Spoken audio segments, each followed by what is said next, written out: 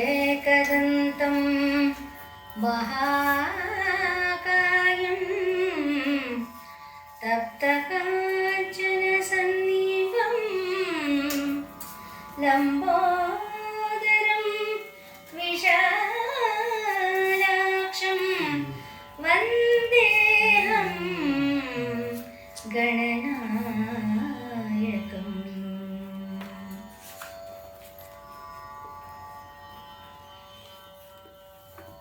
अजं शाश्वतं कारणं कारणानां शिवं केवलं भासकं भासकानां तुरीयं तमः पारमाद्यन्तहीनं प्रपद्ये परं पावनं दैवैतहीनं। नमस्ते नमस्ते विभो विश्वमूर्ते, नमस्ते नमस्ते चिदानन्दमूर्ते, नमस्ते नमस्ते तपोयोगगम्य, नमस्ते नमस्ते श्रुतिज्ञानगम्य।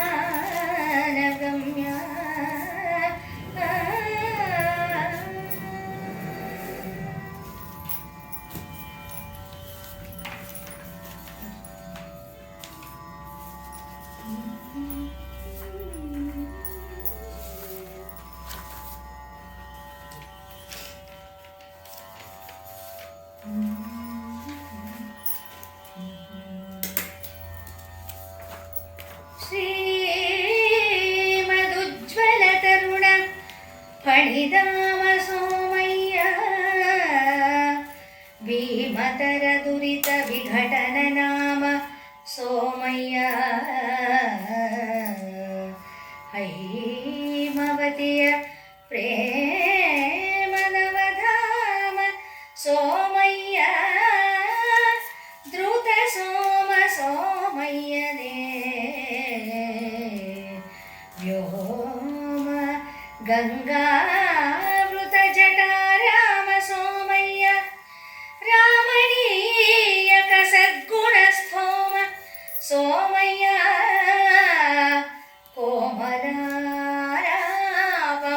ಕರುಣಿಸೋ ಕೋಮಲ ಆಲಾಪಮಂ ಕರುಣಿಸು ಎನ್ನಯ ಮತಿಗೆ ಜಿತಕಾಮ ಸೋಮಯ್ಯನೇ.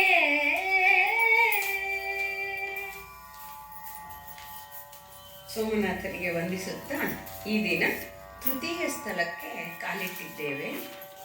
ಈ ಸ್ಥಳದಲ್ಲಿ ಉರಿಯುವ ಬಿಸಿಲಲ್ಲಿ ಬೆಂದು ಬಾಯಾರಿ ಬಳಲು ಹೋಗಿ ಇನ್ನೇನು ಪ್ರಾಣದ ಆಸೆಯನ್ನೇ ಬಿಟ್ಟಂತಹ ಆದಯ್ಯನಿಗೆ ಕರುಣೆಯಿಂದ ಸೋಮನಾಥ ಎದುರು ಬಂದು ತನ್ನನ್ನು ತಾನೇ ತೋರಿಕೊಂಡ ಬಗೆಯನ್ನ ಪರಿಯನ್ನ ಈ ಈ ತೃತೀಯ ಸ್ಥಳ ವಿವರಿಸುತ್ತೆ.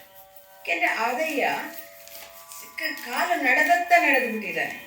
ಪಶ್ಚಿಮ ಸಮುದ್ರದಿಂದ ಸೌರಾಷ್ಟ್ರ ಸಿಗತ್ತೆ ಅನ್ನೋದೊಂದು ನೆಪ್ಪಿನಿಂದ ಅದರ ಬರೀರೋದು ದಟ್ಟಾರಣ್ಯದಲ್ಲಿ ಕೊಕ್ಕೊಬಿಟ್ಟಿದ್ದಾನೆ ಇವನು. ಅಲ್ಲಿ ನೋಡಿದ್ರೆ ಹಳ್ಳ ಕೊಳ್ಳ ನದಿ ಎಲ್ಲ ಸಿಗ್ತಾ ಇದೆ, ಎಲ್ಲಾನು ದಾಟ್ಕೊಂಡೇ ಹೋಗ್ತಾ ಇದ್ದಾನೆ ಇವನು. ಹೋಗ್ತಾ ಇರುವಾಗ ಹೀಗಿದ್ದಾಗ ಎಲ್ಲಿ ಸೋಮನಾಥ ಸಿಗಬೇಕು, ಎಲ್ಲಿ ಸೌರಾಷ್ಟ್ರ ಸಿಗಬೇಕು, ನಿಶ್ಚಿತವಾದ ದಾರಿ ಇಲ್ಲದ ದಾರಿಯಲ್ಲಿ ಹೋಗ್ತಾ ಇದ್ದಾನು. ಶಿವನನ್ನ ಕರ್ಕೊಂಡು ಬರಬೇಕು ವಾಪಸ್ಸು. ಅದಕ್ಕೆ 30 ದಿನದ ಅವಧಿ ಕೊಟ್ಟಿದ್ದಾನೆ, ತಿಂಗಳಿನ ಅವಧಿ ಇದೆ ಅಷ್ಟೆ. ಆದರೆ ಅಲ್ಲೆಲ್ಲ ಏನಾಗುತ್ತೆ ಅನ್ನೋದನ್ನ ಈ ತೃತೀಯ ಸ್ಥಳದಲ್ಲಿ ರಾಘವಾಂಕರು ವಿವರಿಸಿದ್ದಾರೆ. ಕಥೆಯ ಮುಂದುವರಿಕೆಯ ಭಾಗ ಇದು.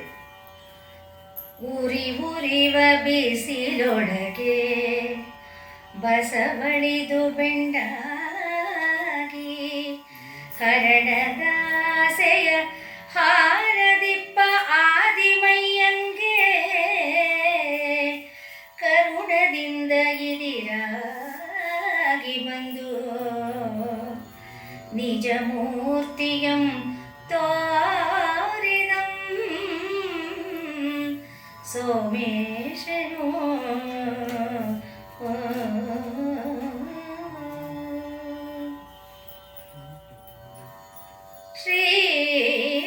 ശ്രീഗിരിജയരസ സൗരാഷ്ട്രപതി സോമനം ಬೇಗದಿಂ ತಂದು ಒರಿಗೆರೆಯ ಜಿನನೊಡಲನು ಇಬ್ಬಾಗಮಂ ಮಾಡುವೆಂ ದೂಷಂಗೆ ಆನಾಡಿದ ಅವಧಿಗಿಂ ಮುನ್ನಂ ಮುನ್ನಮೆಂದು ಹೋಗೆ ವಿಂಧ್ಯಾರಣ್ಯ ಪಶ್ಚಿಮ ವನಧಿ ಮೇರೆಯಾಗಿ ಗಗನಂ ಮುಟ್ಟ ಹಗಲಿರುಳ ಭೇದವಾಗೆ ಗೈದೊಡಂ ತಿಳಿಯದು ಗೈದೊಡಂ ತಿಳಿಯದು ಎನಿಸಿ ಕ್ರೂರ ಮೃಗಂಗಳಿಂ ಭಯಂಕರವಾದುದು.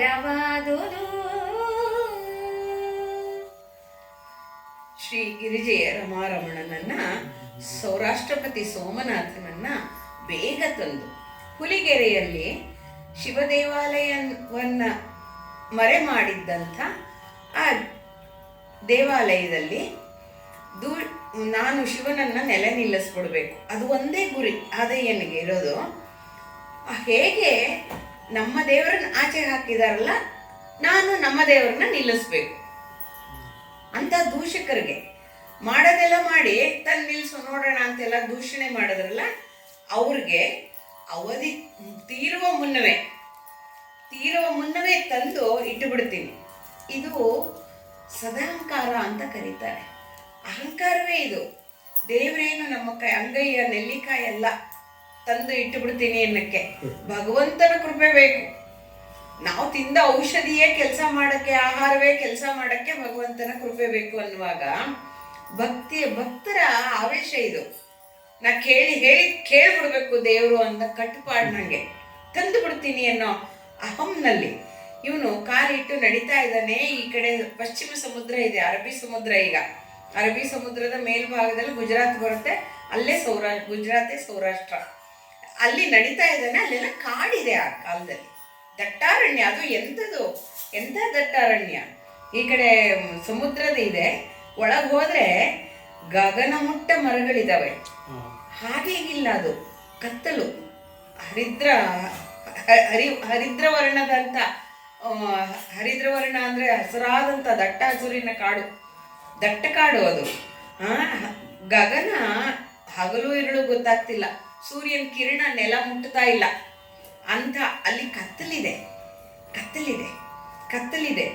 ಭೇದವೇ ಗೊತ್ತಾಗ್ತಿಲ್ಲ, ಹಗಲು ಯಾವುದು ಇರಳು ಯಾವುದು ಅಂತ ಹೇಳಿ. ಕ್ರೂರ ಮೃಗಗಳ ಸದ್ದುಗಳು ಇದೆ. ಯಾಕೆಂದ್ರೆ ಅಷ್ಟು ದಟ್ಟಾರಣ್ಯದಲ್ಲಿ ಕ್ರೂರ ಮೃಗಗಳಿಗೆ ಆಶ್ರಯ ತಾಣ ಅದು. ಮನುಷ್ಯ ಅರಣ್ಯ ಕಡಿದು ನಾಡು ಮಾಡ್ಕೋತಾನಷ್ಟೇ ಹೊರತು ಮಿಕ್ಕಂತೆ ಕ್ರೂರ ಮೃಗಗಳ ಆವಾಸ ಸ್ಥಾನವಾಗಿತ್ತು. ಬೇಡರು ಇರ್ತಿದ್ರು, ಶಬರರು ಅಂತಾರಲ್ಲ, ಆ ಜನಾಂಗ ಅಲ್ಲಿ ಕಾಡೊಳಗೆ ಬೇರು ಬಿಟ್ಕೊಂಡು ಕಾಡಿನ ಪ್ರಾಣಿಗಳನ್ನೇ, ಕಾಡಿನ ಉತ್ಪನ್ನಗಳಿಂದ ತಮ್ಮ ಜೀವನವನ್ನ ಹೊರ್ಕೊಳ್ತಿದ್ರು. ವ್ಯವಸಾಯ ಎಲ್ಲ ಇರಲಿಲ್ಲ ಆ ಕಾಲದಲ್ಲಿ. ಕಾಡೊಳಗೆ, ನಾಡಲ್ಲಿ ಮಾತ್ರ ವ್ಯವಸಾಯ ಇರ್ತಿತ್ತು. ಇದು ಆ ಕಾಲದ ಪರಿಸ್ಥಿತಿ. ಈ ಕಾಲ ಬಿಡಿ, ಅರಣ್ಯವೇ ಇಲ್ಲ ಈಗ ಈ ಕಾಲದಲ್ಲಿ. ಸೊ ಈ ತರದಲ್ಲಿ ಆಲಯ್ಯ ಹೋಗ್ತಾ ಇದ್ದಾನೆ. ಜಾಲ ಆಲಂ ನೆಲ್ಲಿ ಕನ್ನೆಲ್ಲಿ ಕಡವಡಗು ಹಾಲೆ ಅಂಕೋಲೆ ದಿಂಡಂ ತಂಡಸರನು ಅರಳಿ ಬೇಲ ವರುಟಾಳ ಹಲಸು ಎಲವ ಕಿರಿಸಂದಿ ಚಂದನ ಕಕ್ಕೆ ಬಿಕ್ಕೆ ತರಿಯ ಹೋಲಿ ಮಾಲಿನಿ ಬನ್ನಿ ಹೊನ್ನೆ ಸೊಗಡಗಿಲು ಕಿತ್ತಾಲ ಹೆಜ್ಜಾಲ ಹೆದ್ದುಂಬುರ ಔದುಂಬರಂಗೆ ಆಲಯವದು ಎನಿಸಿ ನಾನಾ ಭೂ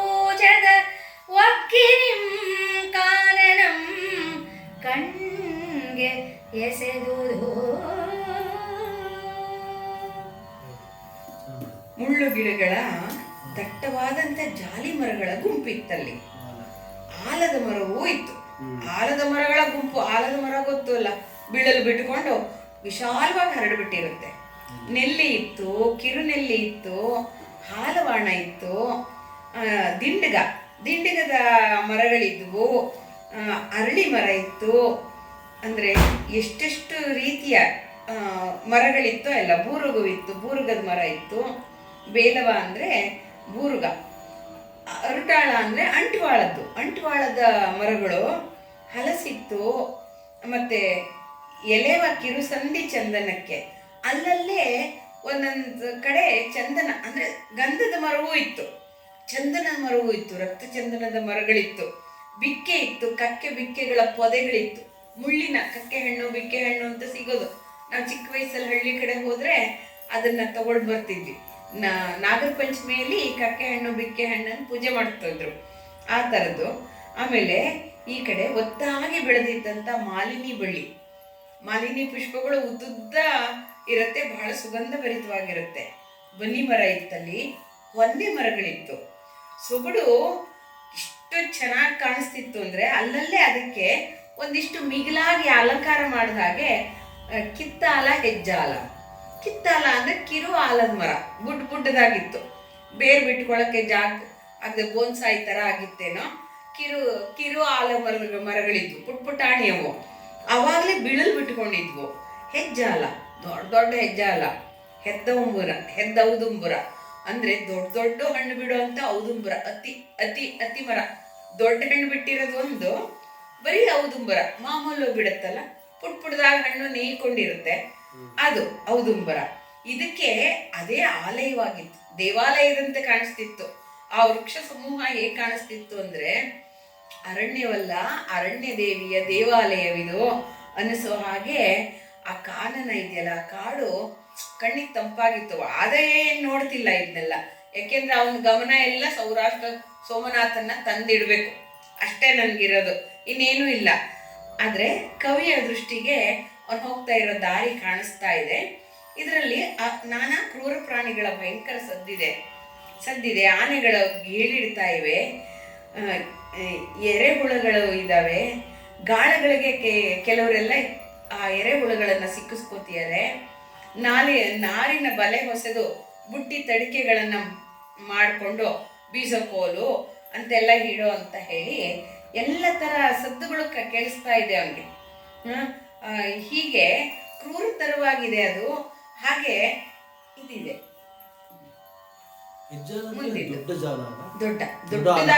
ದೊಡ್ಡದ ಆಲಮರ. ಹೆಜ್ಜಾಲ ಊರಿದೆಯಲ್ಲ, ಚಿಕ್ಕದು ಕುಬ್ಜ ಮರ.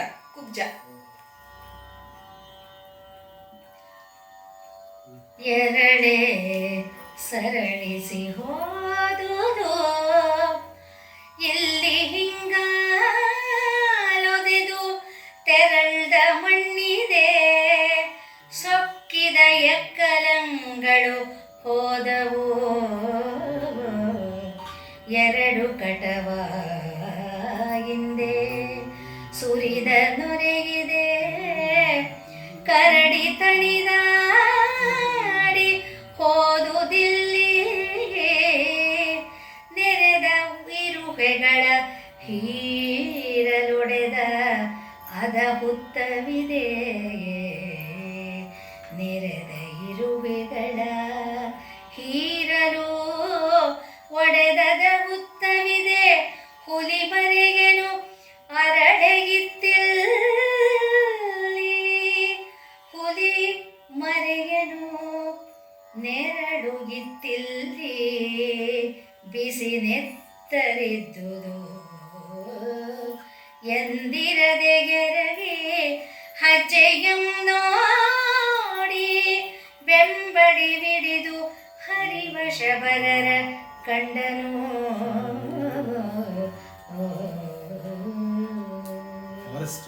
ಕಾಡಿನಲ್ಲಿ ಈ ಬೇಡರ ಜನಾಂಗ ಹೇಗೆ ಬದುಕ್ತಿತ್ತು ಅನ್ನೋದನ್ನ ತುಂಬಾ ಚಂದವಾದಂಥ ಚಿತ್ರಣವನ್ನ ರಾಘವಾಂಕರು ಕೊಡ್ತಾ ಇದ್ದಾರೆ. ಹೇಗಿದ್ವಿವು? ಸ್ವಲ್ಪ ಜನ ಎರೆಹುಳಗಳನ್ನ ಗಾಳಕ್ಕೆ ಬೆಳಿತಾ ಇದ್ರು. ಕೂಳಿ ಬಲೆಯರ ಮಸೆದು ಅಂದರೆ ನಾರನ್ನು ತಂದು ಬಲೆಯನ್ನ ಹೊಸಿತಾ ಇದ್ರು. ಸರಳವಾದಂಥ ಬುಟ್ಟಿಗಳನ್ನು ಹೆಣಿತಾ ಇದ್ರು. ತಡಿಕೆಗಳನ್ನ ಮಾಡ್ತಾ ಇದ್ರು. ಯಾಕೆಂದ್ರೆ ಅವರ ಮನೆಯ ಗೋಡೆಗಳು ತಡಿಕೆಗಳೇ ಆಗಿರ್ತಿದ್ವು. ಈ ಇದ್ರದ್ದು ತೆಂಗು ಇದ್ರದ್ದೆಲ್ಲ ಎಲೆ ತಂದು ತಡಿಕೆ ಮಾಡೋರು. ಬೀಸುಗಣ್ಣಿ ಅಂದರೆ ಎಸೆಯಕ್ಕೆ ಬೇಕಾದಂಥ ಕೋಲಿನ ಆಕಾರ ಇರೋದು. ಹಿಡಿ ಎರಳೆ ಬೆಳ್ಳಾರ್ಪಟಂ ಅಂದರೆ ಎರಳೆಯನ್ನು ಹಿಡಿಬೇಕಾದ್ರೆ ಬಿಳಿದಾದ ಒಂದು ಬಾವುಟದ ಥರ ಒಂದು ಮಾಡ್ಕೊಳ್ಳೋರು. ಅಂದರೆ ಅದು ಕನ್ಫ್ಯೂಸ್ ಮಾಡ್ಕೊಂಡು ಇವ್ರ ಹತ್ರ ಬಂದ್ಬಿಡೋದು ತಾಯಿ ಅಂತ. ಹಿಡಿಯುವ ನಾಯಿಗಳು, ಮೊಲ ಹಿಡಿಯೋವು, ಇವ್ರ ಹಿಂದೆ ಬೇಟೆ ನಾಯಿಗಳಿರ್ತಿತ್ತು. ಹೆಗಲ ಸಾಳುವ ಬಂದಿ ಅಂದರೆ ಹೆಗಲ ಮೇಲೆ ಹೊತ್ಕೊಳ್ಳೋ ಅಂಥ ಬಂಡಿ. ಅದ್ರಲ್ಲಿ ಯಾಕೆ ಅಂದರೆ ಹುಲಿ ಹಾಕ್ಕೊಳ್ಳೋಕ್ಕೆ, ಹುಲಿನ ಕಟ್ಟಿಬಿಟ್ಟು ಇಬ್ರು ಹೊತ್ಕೊಂಬರೋಕ್ಕೆ. ಸುರಗಿ ಹಾಡುವ ಸಿಂಗಾರದ ಬೊಂಬೆಗಳಂಗೆ ಇರೋರು ಆ ಬೇಡತಿಯರು. ಹಿಡಿದ ಬಡಿಗೋಲ್ಗಳನ್ನ ಇಟ್ಕೊಂಡು ಮರವಿಲುಗಳ ಎಕ್ಕೆ ಒಡೆ ಅಂದರೆ ಮರದಲ್ಲಿ ನವಿಲುಗಳನ್ನ ಹಿಕ್ಕೆ ನೋಡ್ಬಿಟ್ಟು ಎಲ್ಲಿದೆ ಅಂತ ನೋಡ್ಕೊಳ್ಳೋರು. ಗುಂಡುಗಳ ಪರಿಪರಿಯ ಹಕ್ಕಿ ವೆರಸ ಅಂದರೆ ಗೂಡುಗಳಲ್ಲಿ ಇರ್ತಿತ್ತಲ್ಲ ಹಕ್ಕಿಯನ್ನ, ಅದನ್ನೆಲ್ಲ ಕಣ್ಣಿಟ್ಟು ನೋಡೋರು. ಇರುವೆ ಗೂಡನ್ನೇ ಬಿಡಲ್ಲ. ನಾವು ನೋಡಿದ್ದೀವಿ, ಇದರಲ್ಲಿ ಕಾರ್ಯಕ್ರಮಗಳಲ್ಲಿ ನೋಡಿದ್ದೀವಿ. ಇರುವೆ ಗೂಡನ್ನೇ ಅವರೆಲ್ಲ ಉದುರಿಸಿ ತಿಂತಾರೆ, ಚಟ್ನಿ ಮಾಡಿ ತಿಂತಾರೆ. ಅಂಥದ್ದು ಅಡವಿಗೆ ಅಂತಕರಂತೆ. ಅಡವಿಗೆ ಯಮಪ್ರಾಯರಾಗಿ ಈ ಬೇಡರಿದ್ರು. ಅವ್ರದ್ದೆಲ್ಲ ಏನು ಅಂದರೆ, ಇಲ್ಲಿ ನೋಡು ಎರಳೆ ಜಿಂಕೆ ಇಲ್ಲಿ ಹೋಗ್ಬಿಟ್ಟಿದೆ ನೋಡು, ಹಿಂಗಾಲು ಒದ್ದಿದೆ, ಅದು ಒದ್ದಿದ್ದು ಮಣ್ಣಿದೆ ನೋಡು, ಇಲ್ಲಿ ಸೊಕ್ಕಿದ ಕಾಡಂದಿಗಳಿದೆ, ಅವುಗಳ ಹಿಂದೆ ಮರಿಗಳು ಹೋಗಿದೆ, ಅವುಗಳ ಕಟಬಾಯಿಂದ ಸುರಿದ ಹಾಲಿನ ನೊರೆ ಇದೆ. ಅಮ್ಮನ ಹತ್ರ ಹಾಲು ಕುಡ್ಕೊಂಡು ಅಮ್ಮ ಓಡೋಟೋಗ್ತಾ ಇದೆ, ಆ ಮರಿಗಳ ಕಟಬಾಯಿಂದ ಹಾಲು ಸುರಿದಿದೆ. ಕರಡಿ ಇಲ್ಲಿ ಕುಣಿದಾಡ ಹೋಗಿದೆ ನೋಡಿ ಇಲ್ಲಿ. ಇದು ಈ ಇರುವೆಗಳನ್ನ ಹೀರಕ್ಕೋಸ್ಕರ ಅದು ಒಡೆದಿದೆ ಹುತ್ತ ಒಡೆದು ಕರಡಿ ಇರುವೆ ತಿನ್ನತ್ತಂತೆ. ನಾವು ಚಿಂಪಾಂಜಿಗಳು ತಿನ್ನೋದು ನೋಡಿದ್ದೀವಿ, ಇರುವೆ ಕರಡಿ ತಿನ್ನತ್ತಂತೆ. ಹುಲಿ ಎರಳೆ ಇತ್ತಿಲ್ಲಿ. ಹುಲಿ ಈ ಮರೆಯಲ್ಲಿ ಎರಳೆಯನ್ನ ಎಳ್ಕೊಂಬಂದು ತಿಂತಾ ಇದೆ. ಬಿಸಿ ನೆತ್ತರಿದೆ, ಗುರುತಿದೆ ನೋಡು, ಇಲ್ಲ ಹಾಕೊಂಡಿರತ್ತದು. ಇರದೆ ಎರಗಿ ಅಂದ್ರೆ ಅದು ತಪ್ಪಿಸ್ಕೊಂಡು ಹೋಗಿದೆ ಕಚ್ಚಿದ ಮೇಲೆ. ಸೊ ಆ ಬಿಸಿ ನೆತ್ತರು ಉರಿದಿದೆ. ಅದು ನೋಡಿ, ಅದ್ರ ಹೆಜ್ಜೆ ನೋಡಿ ಹಾರಿದೆ. ಅದು ಮತ್ತೆ ಹಾರಿದ್ದೆಲ್ಲ ಕಾಣಿಸ್ತಾ ಇದೆ. ಇದನ್ನ ನೋಡಿ ಆ ಹೆಜ್ಜೆ ಗುರುತನ್ನ ಈ ಬೇಡರು ಹೋಗ್ತಾ ಇದ್ದಾರೆ. ಅದು ನೋಡ್ಕೊಂಡು ಹೋಗ್ತಾ ಇದ್ದಾರೆ. ನಮ್ಮ ಬೇಟೆಯನ್ನ ಹಿಡ್ಕೊಂಡ್ಬಿಡೋಣ ಅಂತ ಹೇಳಿ. ಹರೆದು ನಡೆ ಬಲಿಯ ಪಸರಿಸು, ಹೆಜ್ಜೆಯಂ ನೋಡು ಸರುಹ ಕಟ್ಟು ಉಲುಹನಾಲಿಸು. ಕುತ್ತುರಂ ಸೋದಿ ಸೆರಗೆದರು ಬೆಳ್ಳಾರವಿಗಿ ತೋಹಿನೊಡು ನಿಲ್ಲುತ್ತಿರೆ ಅಂಬುವಿಡಿ. ನಾಯಿಗಳ ಕೊರಳ ಹಾಸದ ನೇಣಿ ಸಡಿಲ ಬಿಡು, ಸನ್ನೆಗೈ ಮರನೇರು ಬೇಗ ಕುಳಿಯೊಳು ಕುನ್ನಿಯಂ ಹೊಗಿಸು. ಒಬ್ಬರೊಬ್ಬರನು ಹಾಡುವ ಪರದ ಬೊಬ್ಬೆಯೂ ಅದ್ಭುತ ಮಾಡುದು. ಕಾಡಿನ ನೈಸರ್ಗಿಕವಾದಂಥ ಸದ್ದಿನ ನಡುವೆ ಮನುಷ್ಯರ ಅದ್ಭುತವಾದಂಥ ಬೊಬ್ಬೆಗಳು. ಈ ಬೇಡರು ಬೇಟೆ ಆಡಕ್ ಬಂದವ್ರು ಏನು ಸುಮ್ಮನೆ ಇರ್ತಾರ? ಎಳೇಳು ಬಲೆ ತಗೊಂಬಿಡು, ಹರಡ್ಬಿಡು, ಹೆಜ್ಜೆ ನೋಡು, ಸರಿಯಾಗಿ ಕಟ್ಟು, ಆ ಸದ್ದನ್ನ ಆಲಿಸು. ಕುತ್ತುರಂ ಸೋದಿ ಸೆರಗೈ, ಅದನ್ನ ಬೇಗ ಹಿಡ್ಕೊ, ಕುತ್ತಿಗೆನೆ ಮುರಿದುಬಿಟ್ಟು ಹಿಡ್ಕೊಂಬಿಡು. ಬೆಳ್ಳಾರ್ಪಟವನ್ನ ಬಿಗಿದ್ಬಿಡು. ತೋಹಿನುಳಕ್ಕೆ ಬರ್ಬೇಕಾದ್ರೆ ಅವ್ರಿಗೆ ದಾರಿನೂ ಬೇಕು, ಆ ಪಟಗಳು ಬೇಕು ಅವರಿಗೆ ದಾರಿ ಕಾಣಕ್ಕೆ. ನಿಲ್ಲುತ್ತೀರೆ, ನಿಂತ್ಕೋಬೇಡ, ಬೇಗ ಬಾಣ ಹಿಡ್ಕೊ. ನಾಯಿಗಳ ಕೊರಳಕ್ಕೆ ಕಟ್ಟಿದೆಯಲ್ಲ, ಸ್ವಲ್ಪ ಸಡ್ಲ ಬಿಡು, ಅವು ಓಡಕ್ಕೆ ಅನುಕೂಲ ಮಾಡಿಕೊಡು. ಸನ್ನೆ ಮಾಡು ಬೇಗ. ಮರ ನೇರು, ಹುಲಿ ಗಿಲಿ ಬಂದಾಗ ಬೇಗ ಮರ ಹತ್ತು. ಕುಳಿಯೋಳು ಕುನ್ನಿಯಂ ಮುಗಿಸು.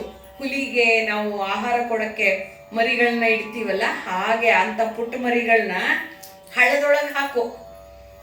ಇದು ಹಿಂದಿಂದ ಮಾಡ್ಕೊಂಡು ಬಂದಿದೀವಲ್ಲ ಚರಿತ್ರೆ, ಇದು ನಮಗೆ ಹಾಗೆ ಮಾಡಿದ್ರೆ ಬರುತ್ತದು, ಇದು ತಿನ್ನಕ್ಕೆ ಬರುತ್ತೆ, ನಾವು ಹಿಡ್ಕೋಬೋದು.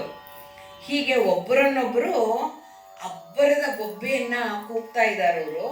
ಕೂಗಿ ಕೂಗಿ ಇದಾರು.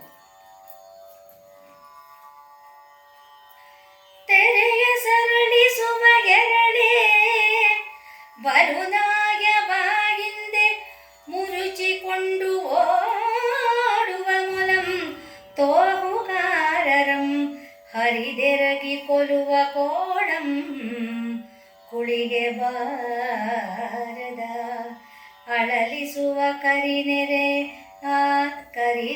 ನಾಟಿದ ಸರಳೊರಸಿ ಹೋಹ ಮರೆ ಹೊಕ್ಕ ಜಾಯಿರನಕಿ ಇಬ್ಬರಿಗೆ ಒರೆವ ಹಂದಿ ಬಲೆಯಂ ಹುಗದ ಹಕ್ಕಿಯಬ್ಬರವ ಕಂಡು ಅತಿನೊಂದು ಮೀಸೆಗಡಿದ ಆ ಬೇಡ ಪಡೆಯೊಡೆಯನು ಇಂತೆಂದನು.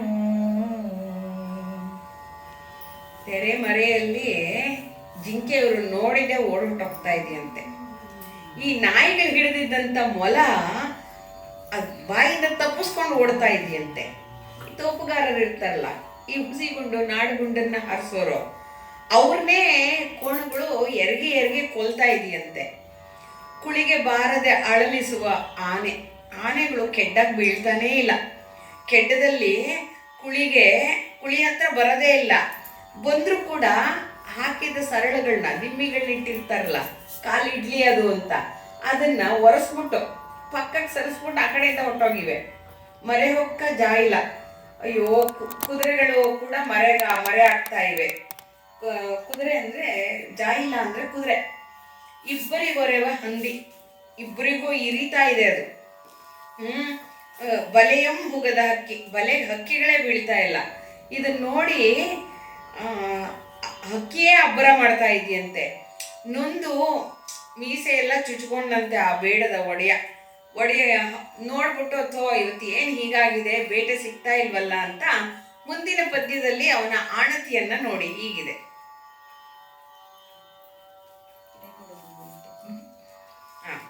ಇವತ್ತಿನ ದಿನ ಯಾಕೋ ಸರಿಗಿಲ್ಲ, ಬೇಟೆ ಆಗ್ತಾ ಇಲ್ಲ. ಏನೋ ಬಂಧನವನ್ನತ್ಲಗೆ ಬಿಗಿ ಮಾಡಿಬಿಟ್ಟು ಧೂಪವನ್ನು ಬೀಸ್ಬಿಡು, ಸಿಕ್ಕಿದಷ್ಟು ಸಾಕು, ನಡೆ ಕೋಣವನ್ನ ಕೋಣದ್ದು ಎಲುಬನ್ನೇ ಆಯ್ಕೊಂಬಿಡೋಣ. ಮರೆಯ ಮೂಳೆಯ ಮುರಿವನ್ನ ಅಳಲಿಸುವ ಎರಡೆಯನ್ ಅಡಗನು ಉಗಿವೆನ್.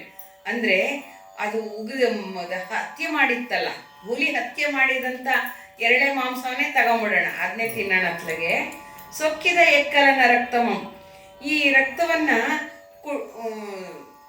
ಕೊಬ್ಬಿದ ಹಂದಿಯ ರಕ್ತವನ್ನ ಕುಡಿದು ಈ ಅರಣ್ಯವೆಲ್ಲ ತಣಿಯಬೇಕು. ಬಿಡು ಏನ್ ತಣಿಯತ್ತೋ ಏನೋ, ಸಿಗಲ್ಲ. ಸಾಲು ಅಂಗಳ ಅನಂತಂ, ನಾವು ಎಷ್ಟು ಕಷ್ಟಪಡಬೇಕು ಇಷ್ಟು ದೊಡ್ಡ ಇದರಲ್ಲಿ. ಬಿಟ್ಬಿಟ್ಟು ಬಿಡಿಸಿದ ಟೊಪ್ಪಿಗೆಗಳನ್ನು ಉಗಿದು ತಲೆ ಮೇಲೆ ಹಾಕೊಂಡಿದ್ದ ಅವರ ಸೊಪ್ಪಿನ ಟೊಪ್ಪಿಗೆಗಳನ್ನ ಎಸ್ಬಿಟ್ರಂತೆ.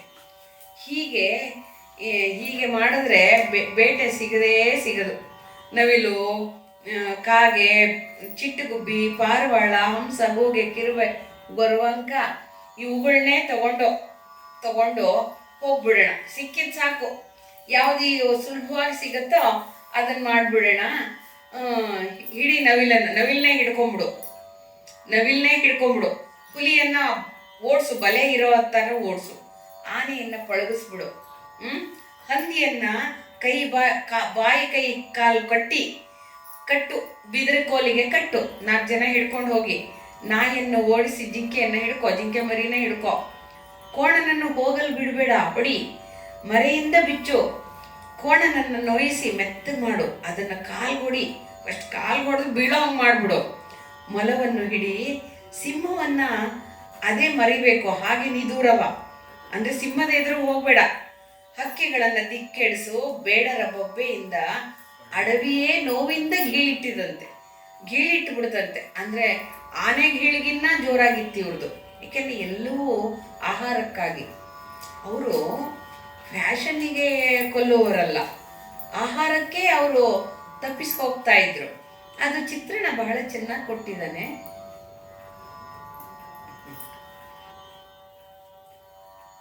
ಹಿಡಿದ ಹುಲ್ಲೊಳಗೆ ಹುಲ್ಲೆಂಬ ನಟ್ಟೆ ಬಲೆ ಕಾಲ ತೊಡಗಲು ಒದೆದೊದೆದು ಬಿಡುದೊಡೆ ಹಾರಿದೊಡೆ ಮುರುಗೆಯೊಡೆದು ಬರಿಯಂ ಬಿಡಿದೆ ಹೊಡೆವ ದಡಿವಲೆಗೆ ನೊಂದೆಡೆ ಮೆಳೆಯ ಹೊಕ್ಕದೇಡ ಕಡಿಗುತ್ತಿರೆ ಹುಲಿಗಿತ್ತ ಮುದಿಬೇಡ ನೈದಿ ಬಡಿ ಬಿಡಿದೋ ಮರೆಯೆಂದು ಬಗೆದು ಎರಗಿ ನೋಡಲು ಕಂಡು ಕಡು ಮುಳಿದು ಗರ್ಜಿಸಲು ಬಿಲ್ಲ ಬಿಸುಟು ಒರಲುತ್ತಲೋಡಿದನು ಅದಯೇ ಒಗಳ್ವೇನು.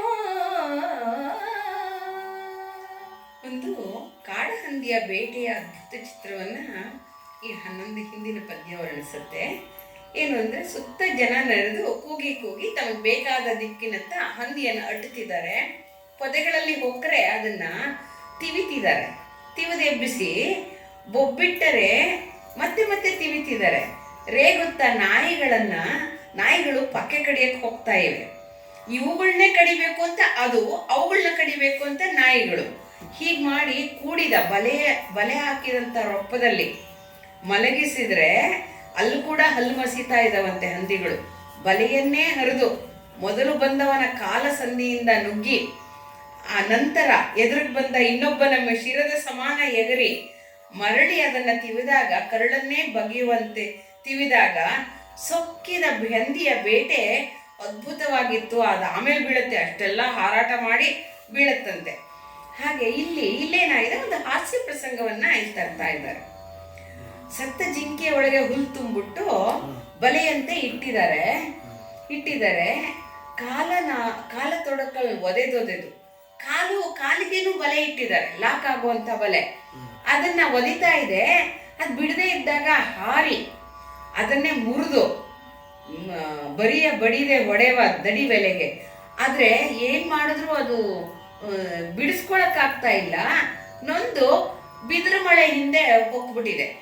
ಆ ಬಲೆಯ ಹಗ್ಗನ ಕಡಿತಾ ಇದೆ. ನೇಣ ಅಂದ್ರೆ ಹಗ್ಗ ಕಡಿತಾ ಕೂತಿದೆ. ಹುಲಿ ಕಡಿತಾ ಇದೆಯಲ್ಲ, ಮುದಿ ಬೇಡನೊಬ್ಬ ಏನ್ ಮಾಡ್ತಾನೆ, ಅದ್ರ ಹತ್ರ ಬಂದು ಮರೆಯಲ್ಲಿ ನೋಡ್ತೀನಿ ಅಂತ ಹೇಳಿ ಮೆಲ್ಲಗೆ ಬಿದಿರು ಮಳೆಯಿಂದ ಬಗದು ಬಿಟ್ಟು ಇಬ್ಬಾಗ ಮಾಡ್ಕೊಂಡು ಮೆಲ್ಲಗೆ ಇಣಕ್ ನೋಡ್ತಾನೆ. ಅವ್ನು ನೋಡಿದ ತಕ್ಷಣ ಹುಲಿ ಏನ್ ಮಾಡುತ್ತೆ, ಸಿಟ್ಟು ಬಂದಿದೆ ಅದಕ್ಕೆ ಮೊದ್ಲೇ. ಇದೇನ್ ನನ್ನ ಕಾಲು ಸಿಕ್ಕಾಕೊಂಡಿದೆ, ಇವನ್ ಯಾರೋ ಇಣಕ್ ನೋಡ್ತಾ ಇದ್ದಾನೆ ಅಂತ ಹೇಳಿ ಮುನ್ಸ್ ಮಾಡ್ಕೊಂಡು ಗರ್ಜಿಸ್ಬಿಡ್ತಾ ಇದೆ. ಅವನ್ ಬಿಲ್ಲು ಎಸೆಟ್ಬಿಟ್ಟು ಹೊರಲಂತ ಓಡ್ತಾ ಇದ್ದಾನೆ, ಅಯ್ಯೋ ಅಯ್ಯೋ ಅಂತ. ಇದು ಏನ್ ನೆನಪು ಬರುತ್ತೆ ಅಂದ್ರೆ, ಕೈಲಾಸಂನ ಬೋನಲ್ಲಿದ್ದು ಹುಲಿನ ಪಟ್ಟೆ ಹಾಕಿ ದೊಡ್ಬೇಕು ಅನ್ಕೊಂಡ್ಬಿಡ್ತಾರೆ. ಹೋಗ್ಬಿಟ್ಟು ಬೋನೊಳಗೆ ಹೋಗ್ಬಿಟ್ಟು ಹುಲಿನ ಸವರ್ತಾ ಪುಸ್ ಪುಸ್ ಪುಸ್ ಪುಸ್ ಅಂತಿರ್ತಾನೆ. ಬೆಕ್ಕು ಅನ್ಕೊಂಡ್ಬಿಟ್ಟಿದ್ದಾನ ಅವನು. ಅದೇನ್ ಮಾಡುತ್ತೆ, ಅವನನ್ನ ಕೆಡವ್ಕೊಂಡು ಪಂಜ ಹಾಕೊಂಡು ಹಲ್ಲು ಬಿಡುತ್ತಂತೆ. ಅವಾಗ ಅವ್ನು ಕೂಕೋತಾನಂತೆ, ಬಿಟ್ಬಿಡಪ್ಪ ಬೆಕ್ಕಿನ ರಾಯ, ಊರಲ್ಲಿ ಅವಳೆ ನಂಬಸ್ವಿ ಅಂತ ಹೇಳತ್ತಂತೆ. ಅದ್ ನೆನಪಾಗತ್ತೆ. ಅಂದ್ರೆ ಹುಲಿ ಅಲ್ಲಿದೆ ಅಂತ ಗೊತ್ತಿಲ್ಲದೆ ಹೋಗ್ಬಿಟ್ಟು ಹುಲಿ ಅಂತ ಹಲ್ಲು ಬಿಟ್ಟಾಗ ಬಿಲ್ಲನ್ನ ಬಿಸಿಟ್ಬಿಟ್ಟು ಓಡ್ತಾ ಇದ್ದಾನವನು. ಅವೊಂದೊಂದು ಹಾಸ್ಯ ಪ್ರಸಂಗವನ್ನ ತಂದೆ. ಕಾವ್ಯಕ್ಕೆ ಬೇಕಾದಂತ ನವರಸಗಳಲ್ಲಿ ಹಾಸ್ಯವೂ ಒಂದು. ಇಲ್ಲಿ ಇನ್ನೆಲ್ಲೂ ಹಾಸ್ಯವನ್ನ ತೋರ್ಸಕ್ಕಾಗಿಲ್ಲ. ಸೊ ಇಲ್ಲೊಂದು ಬೇಡರ ಪ್ರಸಂಗದಲ್ಲಿ ಒಂದು ಹಾಸ್ಯ ಪ್ರಸಂಗ. ಇನ್ನೊಂದು ಪದ್ಯ ಕೂಡ ಅದನ್ನೇ ಹೇಳುತ್ತೆ ನೋಡಿ. ಬಿಟ್ಟ ತಲೆಗಿಂಡು ಹಿಡಿದು ಕಳೆದುಡಿಗೆ ಕಾಡ ಮುಳು ನಟ್ಟು ಕುಂಟುವ ಕಾಲು ಬೆನ್ನ ಬಿಗು ಹಡಿದೆಡೆವ ಮೊಟ್ಟೆಗೂಳೆಡಗಿ ಕೆಡೆದೊಡೆದ ಮೊಳಕಾತೇಕು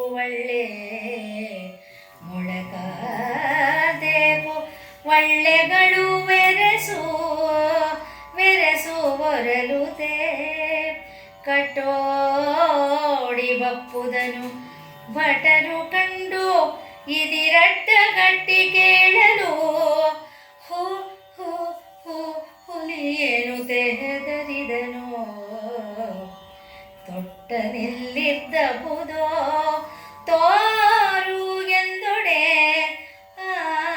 ನಮ್ಮೆ ನೀವರಸಿಕೊಡಿರೆಂದನು. ಆ ಮನುಷ್ಯ ಹಾರ್ ಬರ್ತಾ ಇರ್ಬೇಕಾರೆ ಅವನು ಕಟ್ಕೊಂಡಿದ್ದಂಥ ತಲೆ ವಸ್ತ್ರ ಬಿಚ್ಚೋಗಿದೆ. ಎಲೆಗಳನ್ನೆಲ್ಲ ಸೇರಿಸಿ ಅವ್ರು ಕಿರೀಟದ ಥರ ಹಾಕ್ಕೊಂಡಿರ್ತಾರಲ್ಲ, ಅದು ಹೋಗಿ ಜುಟ್ಟೆಲ್ಲ ಕೆದರೋಗಿದೆ. ಉದುರ್ತಾ ಇದ್ದ ವಸ್ತ್ರ ಉದುರೋಗ್ತಾ ಇದೆ.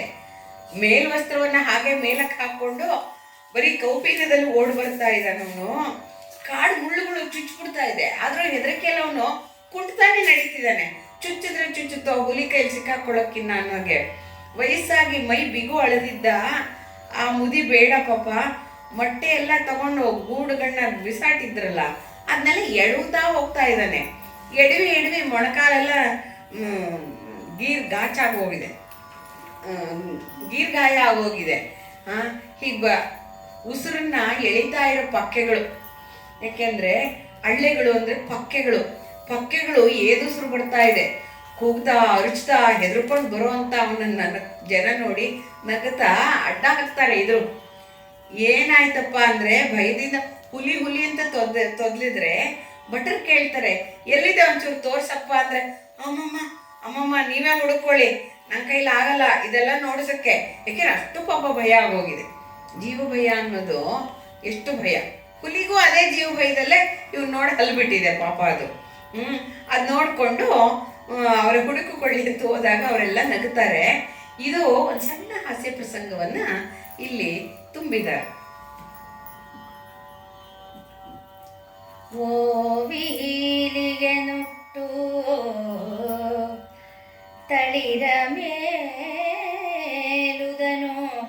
ಉರಕೆ ತೀವಿ ಗುಂಜಾಭರಣವಂ ತೊಟ್ಟು ಕೇದಗೆಯ ಹೂವಿನ ಎಸಳವೋಲೆಯನು ತಿರುಪಿ ಸಿಲೆಯೊರಳಿಕ್ಕಿ ದಂತದ ಒನಕೆಗಳನಾತು ಸೂವಿನಲ್ಲನೆ ಸೂವಿ ಕಾನನ ವಿಜಯ ಸೂವಿ ಬಲು ಬಿಡುಗಲಿಯ ಸೂವಿ ಮೃಗಕಲ ಮಥನ ಸೂವಿ ಎಂದು ಅಲ್ಲಿಯ ಪುಳಿಂದಿಯರು ಹಾಡಿ ಚಳಿಸಿದರು ಬಿದಿರಕ್ಕಿಗಳನ್ನು.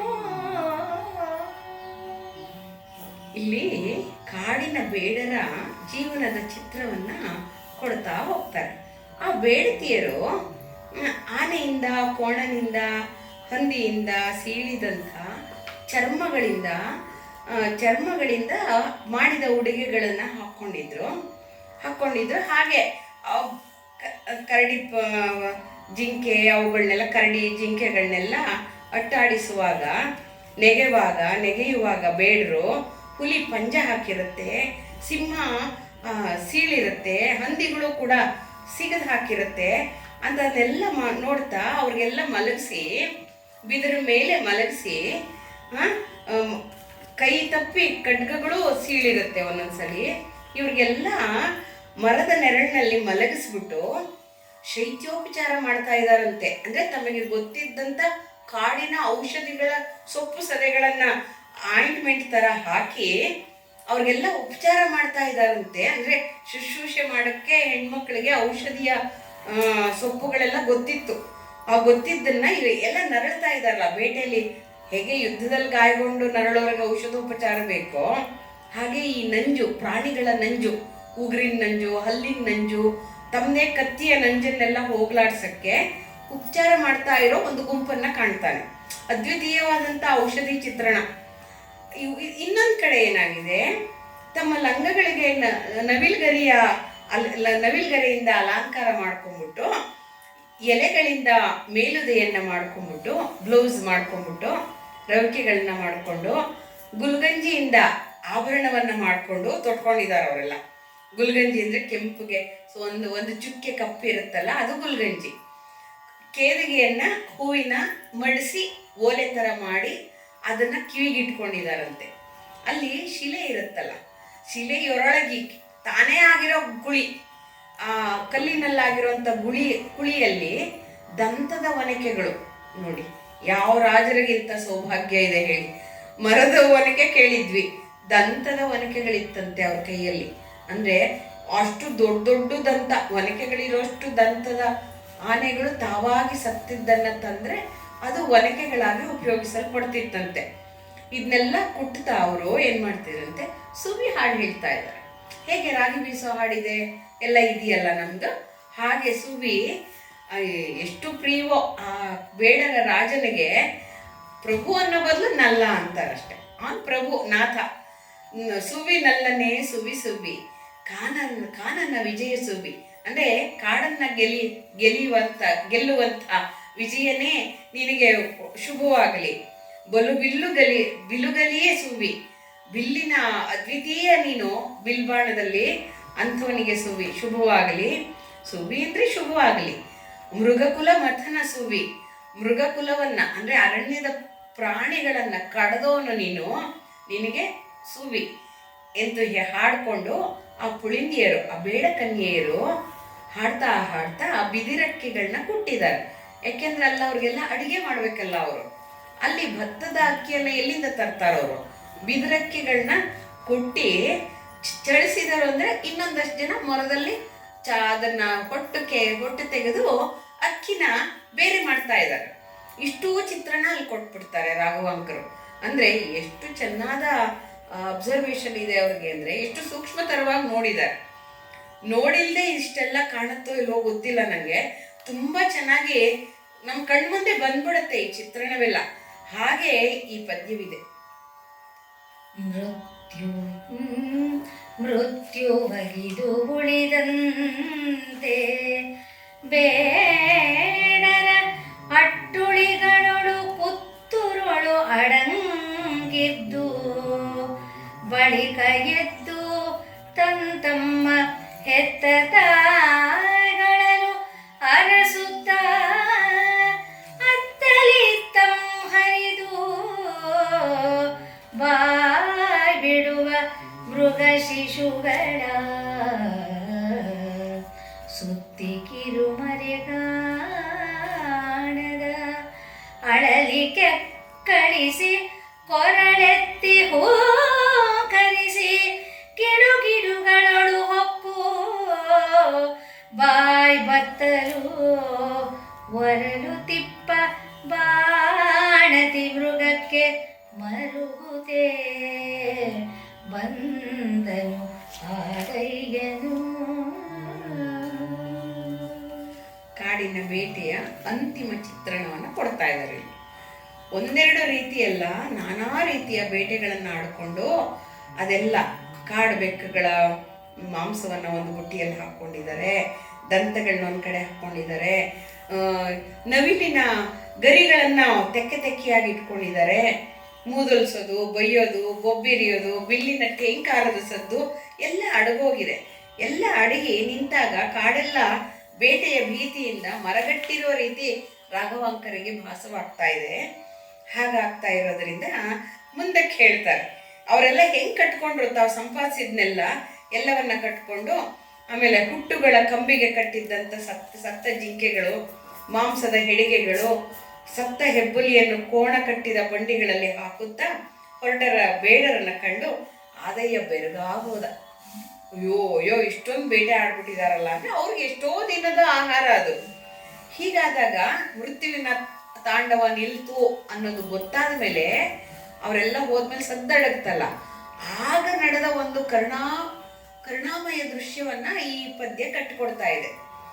ಮೃತ್ಯು ಬಂದು ಹೋಯ್ತು, ಅದು ಅಗದ್ಬಿಟ್ಟು ಉಳಿದಿದ್ದನ್ನು ಉಗ್ದಿರುತ್ತಲ್ಲ, ಅಂದ್ರೆ ಅಳಿದುಳಿದಿದ್ದ ಥರ ಮರೆಯಿಂದ ಎದ್ದು ಅಬ್ಬರ ಮುಗಿದ ತನ್ನ ಮರೆಯಿಂದ ತೆಳೆದು ಎದ್ದುಬಿಟ್ಟು ಆ ಜಿಂಕೆ ಬಾಣಂತಿ ಮೃಗಗಳು, ಅಂದ್ರೆ ಮರಿಗಳನ್ನ ಪುಟ್ಟು ಮರಿಗಳನ್ನ ಎತ್ತಿರುವಂತ ಬಾಣಂತಿ ಮೃಗಗಳು ಮರೆಯಿಂದ ಎದ್ದು ಬಂದ್ವಂತೆ. ಅವೆಲ್ಲ ಜೀವ ಭಯದಿಂದ ಅಡ್ಕೊಂಡ್ಬಿಟ್ಟು ತಮ್ಮ ಕೆಲವು ಮರಿಗಳು ಆಡ್ಕೊಂಡಿದ್ವು. ಜಾಣ ಮರಿಗಳು ಆಡಿಕೊಂಡಿದ್ವು. ಅವರೆಲ್ಲ ಸದ್ದಡಗದ ಮೇಲೆ ಮೆಲ್ಲಗೆ ಬಂದು ತಾಯಿಗಳನ್ನ ಅರಸುತ್ತಾ ಇತ್ತು. ತಾಯಿ ಮೃಗ ಶಿಶುಗಳನ್ನ ಅರಸ್ತಾ ಇತ್ತು. ಬಾಯಿ ಬಾಯಿ ಬಿಡ್ತಿದ್ವು. ಕುರಿಮರಿ ಬ್ಯಾ ಬ್ಯಾ ಅಂದಂಗೆ ಕಾಡಿನಲ್ಲಿ ತಪ್ಪಿ ಅಮ್ಮ ಬ್ಯಾ ಅಂದಂಗೆ ಎಲ್ಲ ಹುಡುಕಾಡ್ತಿತ್ತು. ಕಿರುಮರೆಗಳಲ್ಲಿ ಕಾಣದೆ ಅಳಲಿ ಎಲ್ಲೆಲ್ಲೋ ಹುಡುಕತ್ವೆ ಪಾಪ. ಅವುಗಳಿಗೆ ವಾಸನೆ ಒಂದೇ. ಈ ಬೇಡ್ರ ವಾಸನೆಗಳೆಲ್ಲ ಬೆರೆತು ಹೋಗಿ ನಾಯಿ ಹಸಿ ರಕ್ತದ್ದೆಲ್ಲ ಬೆರೆತು ಅದು ಕೂಡ ಸರಿಯಾಗಿ ಅರ್ಥ ಆಗದೆ ಇರೋ ಸ್ಥಿತಿಯಾಗಿದೆ. ಕೆಕ್ಕಳಿಸಿ ಕೊರಳೆತ್ತಿ ಅಯ್ಯೋ ಕೂಗಕ್ಕಾರ ಕೂಗೋಣ, ಹುಂಕರಿಸ್ತಾ ಇವೆ, ಎಲ್ಲಿದಿರೋ ಮಕ್ಕಳ ಅಂತ.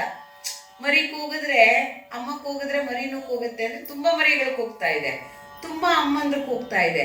ಸೊ ಒಟ್ಟಿನಲ್ಲಿ ಅವಕ್ಕೆ ಕನ್ಫ್ಯೂಷನ್, ಯಾವ ಮರಿ ನಂದು, ಯಾವ್ದಿದು ಅನ್ನೋ ಹಾಗೆ ಹೊಕ್ಕು ಬಾಯಿ ಬತ್ತಲ್ಲೇ ಬತ್ ಹೋಗೋ ಹಾಗೆ ಹೊರಲ್ತಾ ಇವಿ ಅಂತವು. ಅಂದ್ರೆ ತನ್ನ ಮರಿ ಸಿಗೋವರೆಗೂ ಅವಕ್ಕೆ ನೆಮ್ಮದಿ ಇಲ್ಲ. ಬಿಕಾಸ್ ಅವಕ್ಕೆ ಹಾಲು ಬಿಗಿತಾ ಇರುತ್ತೆ. ಮರಿಗಳು ಕುಡಿದ್ರೆ ಅವಕ್ಕೆ ಹಗುರ ಆಗುತ್ತೆ, ತನ್ನ ಮರಿ ಇದ್ರೆ ಅವಕ್ಕೆ ಸಂತೋಷ. ಹಾಗೆ ಮರಿಗಳಿಗೂ ಅಷ್ಟೇ, ಹೊಟ್ಟೆ ಇನ್ನೇನ್ ತಿನ್ನತ್ವವು, ಅಲ್ಲಿ ಇನ್ನೂ ಇರಲ್ಲ, ಅಮ್ಮನೇ ಆಧಾರ.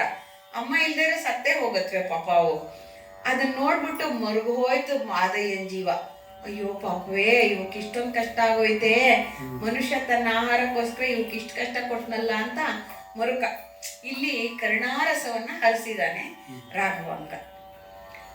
ಕಡುಗಿ ಬರುತಿಪ್ಪ ಆದಿಮಯ್ಯನ ಅತಿ ನಿಷ್ಠೆಯಂ ತುಡುಕಿ ನೋಡುವೆನೆಂದು ಮನನಂದು ಸೌರಾಷ್ಟ್ರದೊಡೆಯ ಪಶುಪತಿ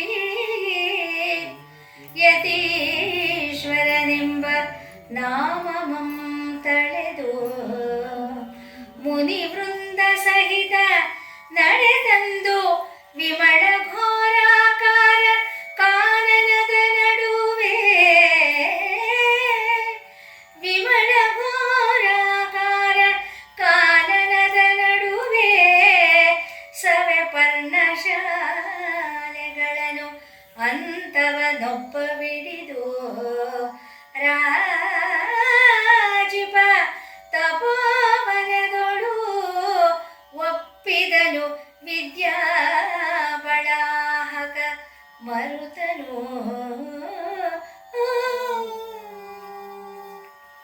ಇಲ್ಲಿ ಕಥಾಭಾಗಕ್ಕೆ ಬರ್ತಾ ಇದ್ದೀನಿ. ಪಶುಪತಿ ಸೌರಾಷ್ಟ್ರದ ಒಡೆಯ ಇದಾನಲ್ಲ ಶಿವ, ಪಶುಪತಿ ಯತೀಶ್ವರ ಎನ್ನುವ ಹೆಸರಿಟ್ಕೊಂಡ್ಬಿಟ್ಟು ಮುನಿವೃಂದ ಗಣವೃಂದ ಎಲ್ಲರನ್ನ ಕರ್ಕೊಂಡ್ಬಂದಿದ್ದಾನೆ.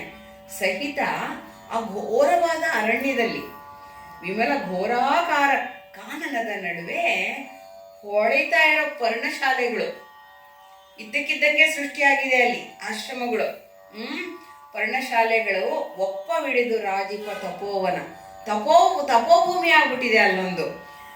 ಹೇಗೆ ತಂದಿದ್ದಾನ ಅವ್ರನ್ನೆಲ್ಲ, ವಿದ್ಯೆಯ ಮಾರುತಗಳನ್ನ, ವಿದ್ಯೆಯ ಮೋಡಗಳನ್ನ ಮಾರುತ ತಂದಂತೆ. ಗಾಳಿ ಮೋಡಗಳನ್ನ ತಳ್ಕೊಂಡು ತನಗೆ ಬೇಕಾದ ಕಡೆ ತರುತ್ತಲ್ಲ, ಹಾಗೆ ಶಿವ ತನಗೆ ಬೇಕಾದ ಎಲ್ಲರೂ ಋಷಿ ಮುನಿಗಳನ್ನ, ಸಿದ್ಧರನ್ನ, ಕಿನ್ನರ ಕಿಂಪುರುಷರನ್ನ, ತನ್ನ ಕೈಲಾಸದಲ್ಲಿರುವಂತಹ ತನ್ನ ಹತ್ತಿರ ಇರೋ ಎಲ್ಲ ಜೀವಿಗಳನ್ನ, ಮೋಡಗಳಂತಿರೋ ಅವ್ರನ್ನೆಲ್ಲ ಸೆಳ್ಕೊಂಡು ಬಂದು ಇಲ್ಲಿ ಇಟ್ಕೊಂಡಿದ್ದಾನಂತ. ಅದು ಎಷ್ಟು ಚಂದದ ಹೋಲಿಕೆ ನೋಡಿ. ಇಂಥ ಹೋಲಿಕೆ ನಾನು ಬೇರೆ ಕಾವ್ಯಗಳಲ್ಲಿ ನೋಡಿದ್ದೇ ಇಲ್ಲ ಅನ್ಸುತ್ತೆ. ತುಂಬ ಕಾವ್ಯ ಓದಿದ್ದೀನಿ, ಆದರೆ ಈ ಒಂದು ಮೋಡಕ್ಕೆ ಮಾರುತಕ್ಕೆ ಸೆಳ್ಕೊಂಡು ಬಂದು ಇಟ್ಕೊಳ್ಳೋ ರೀತಿಯಲ್ಲಿ ಇದು ಗೊತ್ತಿರಲಿಲ್ಲ. ತುಂಬ ಚೆನ್ನಾಗಿದೆ ಇದು. ಹೀಗಿದೆ, ಮುಂದೆ ಏನಾಗತ್ತೆ ನೋಡಿ ಆ ತಪೋವನದಲ್ಲಿ. ಪ್ರೇಮದಿಂದ ಆದಯ್ಯನೈ ತಂದು ಪುಣ್ಯಾಭಿರಾಮವೆನಿಸುವ ತಪೋವನದಿಂದೆ ಪೊರಮಡುವ ಹೋಮಧೂಮಕ್ಕೆ ಲಿಂಗಾರ್ಚನೆಯ ಜಯ ಜಯ ಧ್ವನಿಗೆ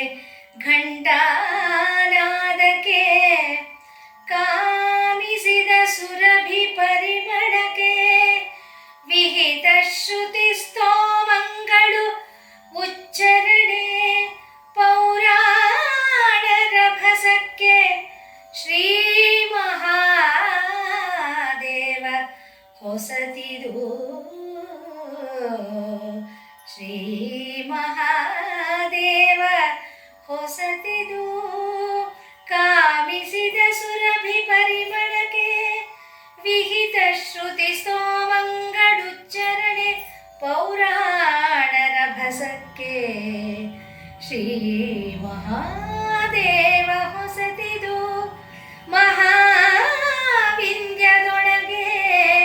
ಹೊಸತಿದು ಎನ್ನುತ್ತೆ ಪೊಗಳುತ್ತೆ ಬಂದನು.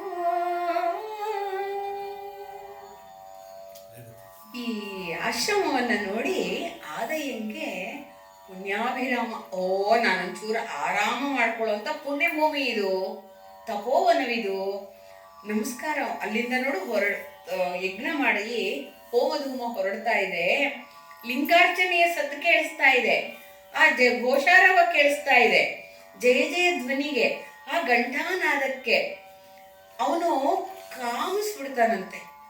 ಸುರಭಿ ಪರಿಮಳಕ್ಕೆ, ಸುರಭಿ ಅಂದ್ರೆ ದೇವಲೋಕದ ಪರಿಮಳ ಬರ್ತಾ ಇದೆ. ಇದನ್ನ ದೇವಲೋಕದಿಂದ ಇಳಿದು ಬರುಬೇಕಾದ್ರೆ ಶಿವ ಅವನಿಗೆ ಹೇಳಿರ್ತಾನೆ, ನೀನು ನಾನು ಹಿಂದಕ್ಕೆ ಬರುವಾಗ ನಿನಗೆ ಕೈಲಾಸದ ದರ್ಶನ ಮಾಡಿಸ್ತೀನಿ, ಈ ಸುಗಂಧ ಪರಿಮಳದ ಸುವಾಸನೆಯನ್ನ ನಿನ್ನ ಮೂಗಿಗೆ ಕೊಡ್ತೀನಿ ಅಂತ ಹೇಳಿದ್ನಲ್ಲ, ಅದು ನಡೀತಾ ಇದೆಯೇನೋ ಅನ್ನುವಂತೆ ಅವನ ಸುಪ್ತ ಮನಸ್ಸು ಎಚ್ಚರಗೊಳ್ಳುವ ಹಾಗೆ ವಿಹಿತ ಶ್ರುತಿಬದ್ಧವಾದಂತಹ ಘೋಷಗಳ ಉಚ್ಚಾರಣೆ, ಮಂತ್ರ ಘೋಷಗಳಾಗ್ತಾ ಇದೆ, ಆ ಮಂಗಳ ಘೋಷಗಳಾಗ್ತಾ ಇದೆ, ಪುರಾಣಗಳು ನಡೀತಾ ಇದೆ. ಅಂದ್ರೆ ಭಗವಂತನನ್ನ ಸ್ತುತಿಸುವಂತ ಒಂದು ಶ್ರುತಿಬದ್ಧವಾದಂತ ಪುರಾಣದ ಶ್ರಾವ್ಯಗಳು ಕೇಳುವಂಥವು. ಹೇ ಮಹಾದೇವ, ಈ ಘೋರ ವಿದ್ಯಾರಣ್ಯದಲ್ಲಿ ಇದು ಹೊಸತು, ನನಗೆ ನವನವೀನ, ನಾವು ಬರ್ತಾ ಇರುವಾಗ ಇರ್ಲಿಲ್ವಲ್ಲ, ಇದು ಈಗ ಹೆಂಗೋ ಬಂದ್ಬಿಟ್ಟಿದೆ ಅಂತ ಹೇಳಿ, ಒಬ್ಬೊಬ್ಬ ಶಿವ ನನಗಿಂತ ಒಳ್ಳೆ ಪುಣ್ಯಭೂಮಿಯನ್ನ ತೋರಿಸ್ಕೊಟ್ಟಿಯಲ್ಲ ಅಂತ ಹೊಗಳ್ಕೊಂಡು ಬರ್ತಾ ಇದ್ದಾನೆ ಆದಯ್ಯ.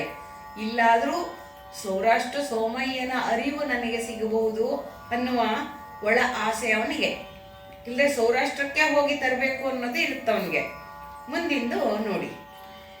ನಾರಸೀರೆಯನುಗೆವ ಜಡೆವ ಸುಂಕಿಕ್ಕುವ ಆಧಾರಮಂ ಬಿಗಿವ ಅಕ್ಷಮಾಲಯಂ ಸರಗೈವ ಪೌರಾಣಮಂ ಕಲಿವ ಮೌಂಜ ಮೇಖಲೆಗಳಂ ಮಾಡುವ ವಿಭೂತಿಯಿಡುವ ಸಾರಶಾಸ್ತ್ರವನರಿವ ಕೃಷ್ಣಾಜಿರದ ಕಡೆಗೆ ದಾರವಿಕ್ಕುವ ಕಂದ ಮೂಲ ಫಲಮಂ ತಪ್ಪ ಆಚಾರ ಮುನಿ ಪುತ್ರಗೆ ವಂದಿಸುತ್ತೇ ಚಾರ ಮುನಿ ಪುತ್ರಗೆ ವಂದಿಸುತ್ತೇ ಬಂದು ಇದಿರುಳು ಒಂದು ಕೊಳನಂ ಕಂಡನು. ಆಶ್ರಮ ಜೀವನದ ಚಿತ್ರಣವನ್ನ ಇಲ್ಲಿ ರಾಘವಾಂಕರು ನೀಡ್ತಾ ಇದ್ದಾರೆ. ಅಲ್ಲಿ ನಾರಮಡಿಗಳನ್ನ ಒಗಿತಾ ಇರೋರು ಒಂದಷ್ಟು ಜನ ಋಷಿ ಪತ್ನಿಯರು ಇದ್ದಾರೆ. ಜಡೆಗಳನ್ನ ಎತ್ತಿ ಕಟ್ಕೊಳ್ತಾ ಇರೋ ಒಂದಷ್ಟು ಜನ ಆ ದಾರವಂ ಬಿಗಿದು ಅಕ್ಷಮಾಲೆಯನ್ನ, ಅಂದ್ರೆ ಈ ತುಳಸಿ ಮಣಿ ರುದ್ರಾಕ್ಷಿ ಮಣಿಯನ್ನೆಲ್ಲ ಮಾಲೆಗೈತಾ ಇದ್ದಾರಂತೆ. ಕೆಲವರು ದಾರದಲ್ಲಿ ಜಡೆಯನ್ನ ಮೇಲ್ ಕಟ್ಕೊತಿರೋ ಕೆಲವರಾದ್ರೆ, ಕೆಲವರು ದಾರಗಳನ್ನ ಅದೇ ದಾರದಲ್ಲಿ ಕಟ್ಕೋತಾ ಇದ್ದಾರೆ, ಜಡೆಗಳನ್ನು ಅದೇ ದಾರದಲ್ಲಿ ಅಕ್ಷಮಾಲೆ ಅಂದ್ರೆ ತುಳಸಿ ಮಾಲೆ, ಯಾವುದು ಜಪಮಾಲೆಗೆ ಆಗಿ ಉಪಯೋಗಿಸಲ್ಪಡುತ್ತೋ ಅದನ್ನೆಲ್ಲ ಸರ ಮಾಡ್ತಾ ಇದ್ದಾರಂತೆ. ಒಂದು ಕಡೆ ಪೌರಾಣ ಕಲಿಯಂತ ಗುರು ಮತ್ತು ಕಲಿಸ್ತವಂತ ಗುರು ಮತ್ತೆ ಶಿಷ್ಯರು ಮೌಂಜಿ ಮೇಖಲೆಗಳನ್ನು, ಮೌಂಜಿ ನಾರು, ಮೌಂಜಿ ಅನ್ನೋದೊಂದು ನಾರು ಸಿಗತ್ತೆ, ಈಗಲೂ ಮಲೆನಾಡು ಕಡೆ ಸಿಗತ್ತೆ. ನಾವು ಉಪನಯನ ಮಾಡುವ ಸಂದರ್ಭದಲ್ಲಿ ಈ ಮೌಂಜಿ ಮೇಖಲೆಗಳನ್ನು ತರಿಸ್ತೀವಿ. ಅಂದ್ರೆ ಮಕ್ಕಳ ಸೊಂಟಕ್ಕೆ ಕಟ್ಟುವಂಥದ್ದು. ಮಕ್ಕಳಿಗಾಗ ಮೊದಲು ಕೌಪೀನ ಕಟ್ಟುವಂಥ ಮೊದಲ ಕಾರ್ಯ ಆಗ ನಡೆಯುತ್ತೆ ಉಪನಯನ ಕಾಲದಲ್ಲಿ. ಅದಕ್ಕೆ ತುಂಬ ಚಿಕ್ಕ ವಯಸ್ಸಲ್ಲಿ 8 ವರ್ಷ 7 ತುಂಬುತ್ತಿದ್ದ ಹಾಗೆ ಮುಂಜಿ ಮಾಡೋರು ಹಿಂದೆ. ಅಲ್ಲಿಂದ ಅವರು ಕೌಪೀನವನ್ನ ಹಾಕೋಬೇಕಾಗಿತ್ತು. ಕೌಪೀನ ಅಂದ್ರೆ ಲಂಗೋಟಿಯನ್ನು ಕಟ್ಕೋಬೇಕಾಯ್ತು. ಈಗೆಲ್ಲ ರೆಡಿಮೇಡ್ ಎಲ್ಲ ಸಿಗತ್ತಲ್ಲ, ಬಟ್ ಅವಾಗೆಲ್ಲ ಇರ್ಲಿಲ್ವಲ್ಲ ಆ ಕಾಲದಲ್ಲಿ, ಅದಕ್ಕೆ ಈ ಏರ್ಪಾಡಿತ್ತು. ವಿಭೂತಿಯ ಸಾರ ಮಾಡುವಂಥ ಆಕಳ ಆಕಳ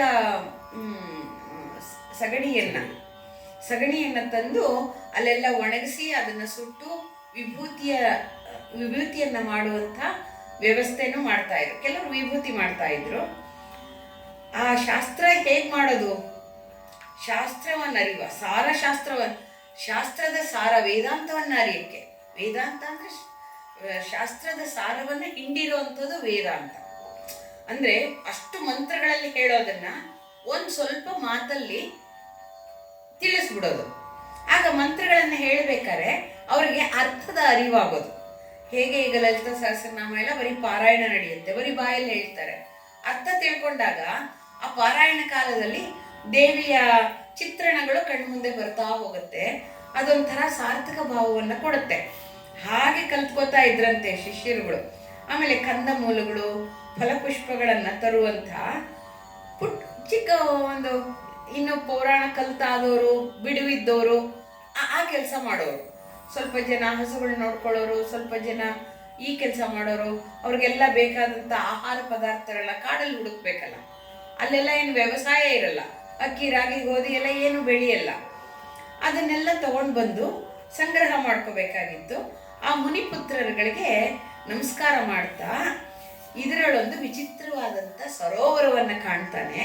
ಆ ಸರೋವರದ ವರ್ಣನೆ ಅತ್ಯಂತ ವಿಚಿತ್ರವಾಗಿದೆ, ನೋಡಿ.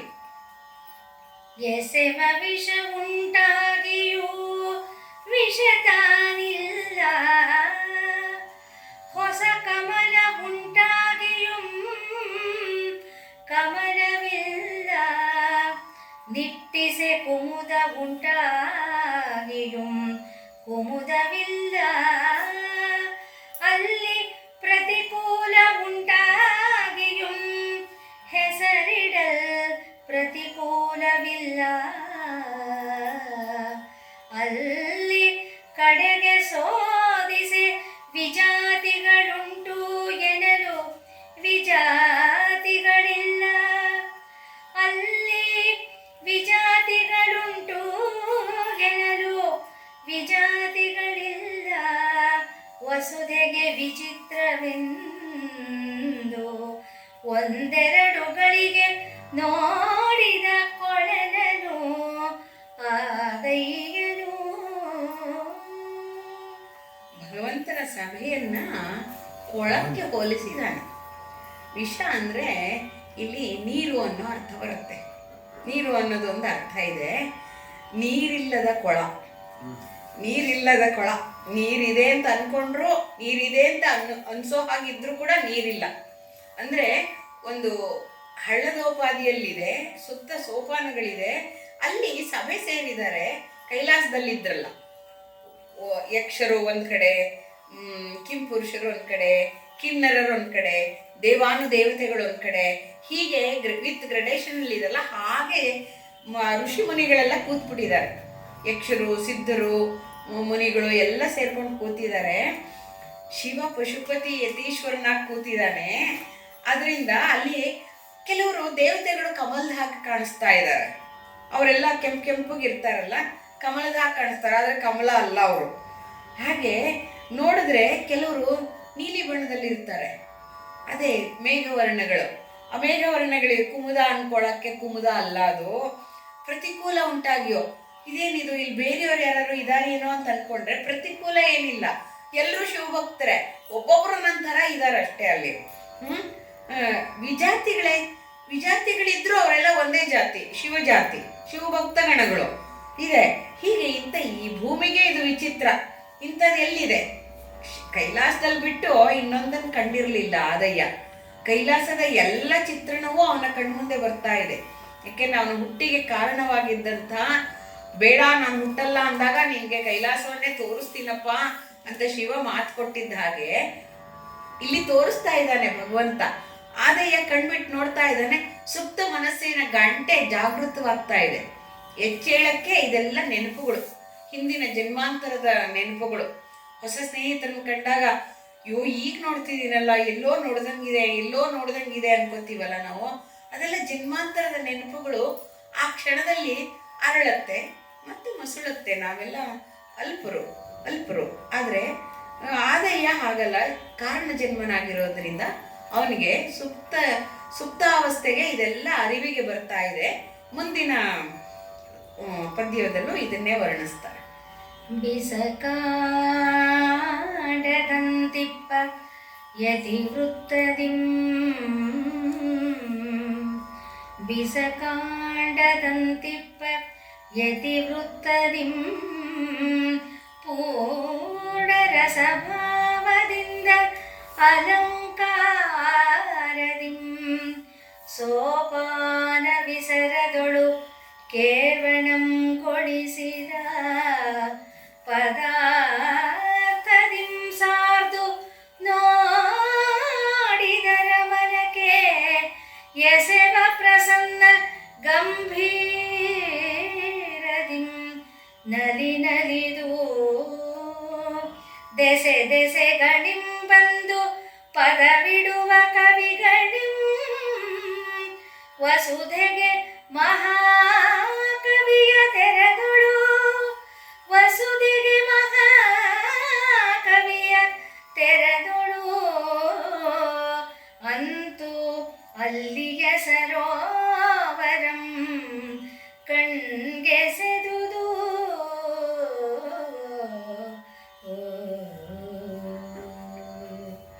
ಆ ವಿಚಿತ್ರ ಸರೋವರದಲ್ಲಿ ವಿಚಿತ್ರ ಸಭೆಯೇ ಸರೋವರ ಎನ್ನುವ ಹೋಲಿಕೆಯನ್ನು ಕೊಡ್ತಾ ಇದ್ದಾರೆ.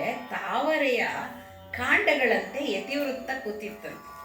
ಅಂದರೆ ಅವ್ರದೆಲ್ಲ ಜುಟ್ಟು ಇರುತ್ತಲ್ಲ, ಅದು ಕಾಂಡದೋಪಾದಿಯಲ್ಲಿ ಕಾಣಿಸ್ತಿತ್ತು. ರಸಭಾವದಿಂದ ಅಲಂಕಾರದಿಂದ ಕೂತಿದ್ದಂಥ ಉಳಿದವರೆಲ್ಲ ಇದ್ರಲ್ಲ, ದೇವಾನುದೇವತೆಗಳು ಆಭರಣ ಹಾಕೊಂಡು ಚಂದವಾಗಿ ಅಲಂಕಾರ ಮಾಡಿಕೊಂಡು ಅವರೆಲ್ಲ ಸೋಪಾನದಲ್ಲಿ ಕೂತಿದ್ರಂತೆ. ಸುತ್ತ ಇರೋ ಮೆಟ್ಲುಗಳ ಮೇಲೆ ಕೂತಿದ್ರಂತೆ. ಯತಿವೃಂದಗಳೆಲ್ಲ ಶಿವನ ಮುಂದೆ ನೆಲದಲ್ಲಿ ಕೂತಿದ್ದಾರೆ. ಅಲ್ಲಿ ಎಲ್ಲ ಅರೇಂಜ್ಮೆಂಟ್ಸ್ ಇದೆ, ಅಣಿಗೊಳಿಸಿರ್ತಾರೆ ಪದಾರ್ಥಗಳನ್ನ. ನೋಡಿದ್ರೆ ಮನಕ್ಕೆ ಪ್ರಸನ್ನತೆ ಆಗ್ಬಿಡುತ್ತೆ. ಎಂಥ ಶಿಸ್ತಿದು, ಯಾರ್ಯಾರು ಎಲ್ಲೆಲ್ಲಿರ್ಬೇಕು ಅಲ್ಲಲ್ಲೇ ಇದ್ದಾರೆ.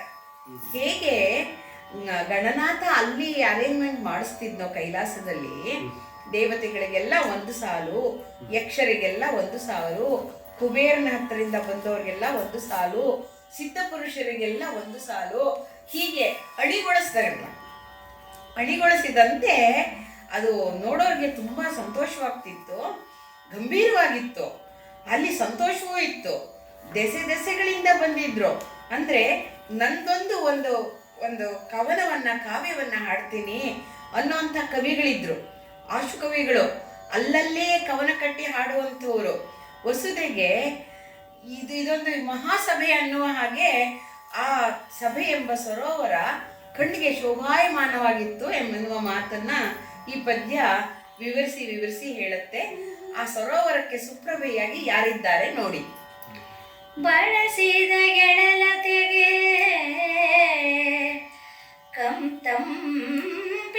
ಕಂಪಿಂಗೆ ಕೆಂದಳಿರಿಂಗೆ ಕಣ್ಣಿಗೆಗೆ ಎಸೆವ ಪ್ರಸೂನಕ್ಕೆ ಬಳಕೆ ತುಂಬಿಗೆ ಗಿಳಿಗೆ ಕೋಗಿಲೆಗೆ ಕುಣಿವನ ವಿಲಿಂಗೆ ಹಂಸ ನಿಕರಕ್ಕೆ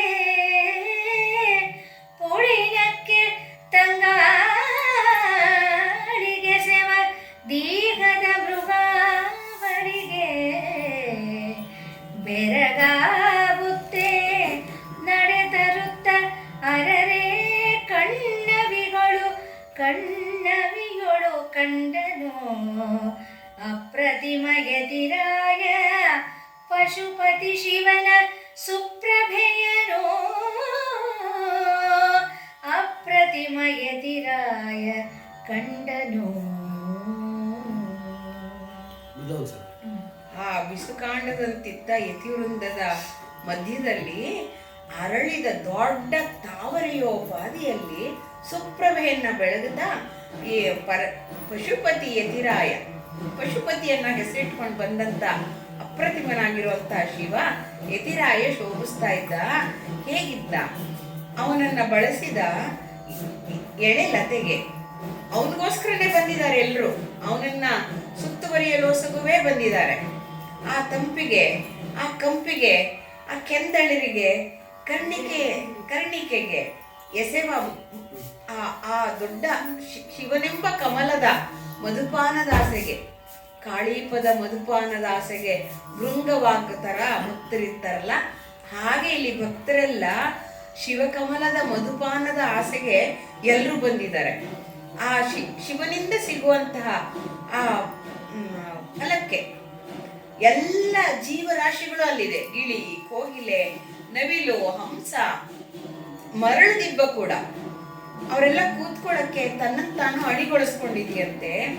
ತಂಗಾಳಿಗೆ, ದೇಹದ ಮೃಗಾವಳಿಗೆ, ತಂಗಾಳಿಗೆ ಬೆರಗಾಗ್ತಿದ್ದಾನೆ ಆದಯ್ಯ. ದೇಹದ ಮೃಗಾವಳಿ ಅಂದ್ರೆ ಅಲ್ಲಿ ಎಲ್ಲವೂ ಎಲ್ಲ ರೀತಿಯ ಜೀವಿಗಳು ಇದೆಯಂತೆ. ಪಶುಪತಿನಾಥನೇ ಬಂದ ಮೇಲೆ ಮೃಗಗಳಿಗೇನು ಕಡಿಮೆಯೇ? ಎಲ್ಲ ಮೃಗಗಳು ಅಲ್ಲಿ ನೆರೆದು ಬಿಟ್ಟಿದೆ. ಇದೆಲ್ಲ ಅದಕ್ಕೆ ಬೆರಗಾ ಹೋಗಿದ್ದಾನೆ. ಕಣ್ಣಳವಿಯಳು, ಕಣ್ಣಿಗೆ ಕಾಣುವ ಹಾಗೆ ಕಂಡನು ಅಪ್ರತಿಮ ಯತಿರಾಯ ಪಶುಪತಿ ಶಿವನ ಸುಪ್ರಭೆಯನ್ನ ಬೆಳಗ್ತಾ ಇರುವಂತ ಸಹಸ್ರ ಕಮಲದ ರೀತಿಯಲ್ಲಿ ಇರುವಂತ ಯತಿರಾಯನನ್ನ ಆದಯ್ಯ ಕಂಡ. ಅವನ ಮೈ ಜುಮ್ ಅಂದು ಹೋಗಿರುತ್ತೆ. ಯಾಕೆಂದ್ರೆ ತನ್ನ ಆರಾಧ್ಯನನ್ನ ಕಂಡಂತ ಮೊದಲ ಗಳಿಗೆ ಇದು. ಭೂಮಿಗೆ ಹುಟ್ಟಿದ ನಂತರ ಕಂಡಂತ ಗಳಿಗೆ. ಅಲ್ಲಿವರೆಗೂ ಶಿವಪೂಜೆ ಆಗ್ತಿತ್ತು, ಎಲ್ಲ ಆಗ್ತಿತ್ತು. ಈ ಸುಪ್ರಭೆಯನ್ನ ಕಂಡಂತ ಮೊಟ್ಟ ಮೊದಲ ಗಳಿಗೆ ಅದು. ಈ ಮುನಿಯ ಚಾರಿತ್ರದಳು ಗಂಗೆ ಹುಟ್ಟದಿರಳು, ಈ ಮುನಿಯ ಶಾಂತಿಯೊಳು ಚಂದ್ರಮಂ ಜನಿಸದಿರಲು, ಈ ಮುನಿಯ ವದನದಿ ದಯಾ ಗುಣದೆ ಸುರಕುಂಜ ಸುರಧೇನು ಪೊನ್ಮದಿರವು,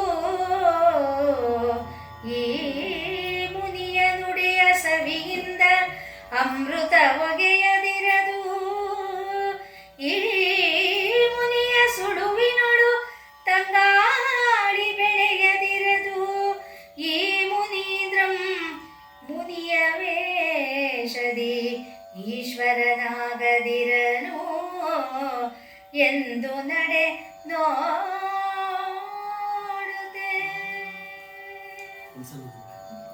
ಗಣನಾಥನಾದಂಥ ಆದಯ್ಯ, ಇದು ಎಂಥ ಸ್ಥಳ ಇದು? ಅತಿಯಾದ ಹಿಮವಿಲ್ಲ, ಹಾಗಂತ ಹೇಳಿ ಶುಷ್ಕತನವೂ ಇಲ್ಲ, ಸ್ವಲ್ಪ ಹಿಮ ಇದ್ದಂತಿದೆ ಅಂತ ಇವನ್ ಮನ್ಸಿಗೆ ಅನಿಸ್ತಾ ಇದೆ. ಕಡು ಬಿಸಿಲಿಲ್ಲ, ತುಂಬ ಅತಿಯಾದ ಬಿಸಿಲಿಲ್ಲ, ಕಡುಗಾಳಿ ಇಲ್ಲ, ಬಿರುಗಾಳಿ ಇಲ್ಲ. ಇಲ್ಲಿ ಮರನಡಿಯ ನೆರಳು ಅತ್ತಿತ್ತ ಒಲಿತಾ ಇದೆ, ಮರಗಳು ಕೂಡ ಅಲ್ಲಾಡ್ತಾ ಇದೆ. ಶಿವನಿ ಇರುವಲ್ಲಿ ತಾವು ಬಗ್ಗುತ್ತಾ ಇವೆ ವೃಕ್ಷಗಳು. ಬಗ್ಗಲಾರ್ದವೆಲ್ಲ ಬಗ್ಗತ್ವೆ ಅಂತ. ಭಗವಂತನ ಇಚ್ಛೆಗೆ ಬಗ್ಗದೇ ಇರೋ ಮರ ಕೂಡ ಅಲ್ಲಾಡುತ್ತೆ, ಬಗ್ಗತ್ತೆ, ತಾನು ಶರಣ ಮಾಡಬೇಕು ಅಂತ ಅನ್ಕೊಳತ್ತೆ ಅನ್ನುವುದನ್ನ ಹೇಳ್ತಾನೆ. ಔಷಧಿಯ ಮರಗಿಡಗಳು ಫಲ ಹಿಡಿದು ಒಲೆದೊಲೆದು ತಗೊಳ್ಳಿ ಅಂತ ಹೇಳಿ ಕೇಳ್ತಾ ಇದೀವೇನೋ ಅನ್ನೋ ಹಾಗೆ ಸುರಿದು ಹೋಗಿದೆ ಫಲಪುಷ್ಪಗಳು. ಅಲ್ಲಿ ಫಲ ಹಿಡಿದು ಒಲೆದು ಅಂದ್ರೆ ಬಗ್ಗಿವೆ, ತಗೊಳ್ರಪ್ಪ, ನನ್ನ ಸ್ವೀಕಾರ ಮಾಡ್ಕೊಳ್ಳಿ ಅಂತ ಹೇಳಿ. ಅಲ್ಲಿ ಇನ್ನೂ ಎಲ್ಲಿದೆ? ಮೃಗಕುಲವೆಲ್ಲ ಇದೆಯಲ್ಲ, ಹುಲಿ ಇದೆ, ಜಿಂಕೆ ಇದೆ, ಸಿಂಹ ಇದೆ, ಆನೆ ಇದೆ, ವರಾಹ ಇದೆ, ಹಂದಿ ಇದೆ, ಸೀಳ್ನಾಯಿಗಳಿದೆ, ಮುಂಗುಸಿ ಇದೆ, ಮೂಷಿಕ ಇದೆ, ನವಿಲಿದೆ, ನಾಗಗಳಿದು ಇದೆ. ನಿಜ ವೈರವಂ ಮರೆತು ಬಿಟ್ಟಿವೆ. ಅವು ಒಂದಕ್ಕೊಂದಕ್ಕೆ ತಾವು ವೈರಿಗಳು ಒಂದನ್ನೊಂದು ನುಂಗು ಬದುಕಬೇಕು ಅನ್ನೋದೇನೆ ಮರೆತು ಬಿಟ್ಟಿವೆ. ಇದು ಶಿವನ ವೀತರಾಗತ್ವವನ್ನ ಸಾರತ್ತೆ. ವೀತರಾಗರು ಅಂದ್ರೆ ಯಾರ ಮುಂದೆ ದ್ವೇಷ ಮರೆತು ಹೋಗುತ್ತೋ, ದ್ವೇಷ ಮರೆಯುವ ರೀತಿಯಲ್ಲಿ ಅವರ ನಿಲುವಿರುತ್ತೋ, ಅವರ ಪ್ರಭೆ ಇರುತ್ತೋ, ಅವ್ರನ್ನ ವೀತರಾಗರು ಅಂತ ಕರೀತಾರೆ.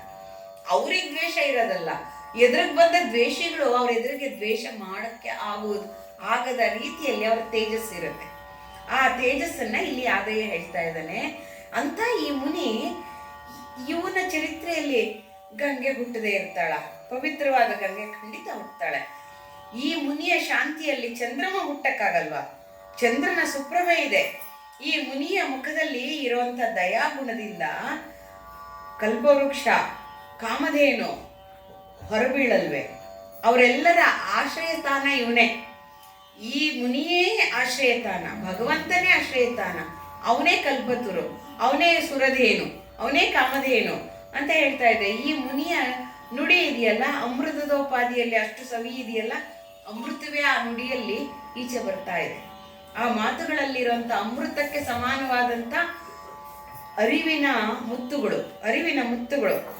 ಈ ಮುನೀಂದ್ರ ಏನಾರು ಮುನಿಯ ವೇಷದಲ್ಲಿರೋ ಶಿವ ಇರಬಹುದೇ ಅಂತ ಅನುಮಾನ ಬರುತ್ತೆ.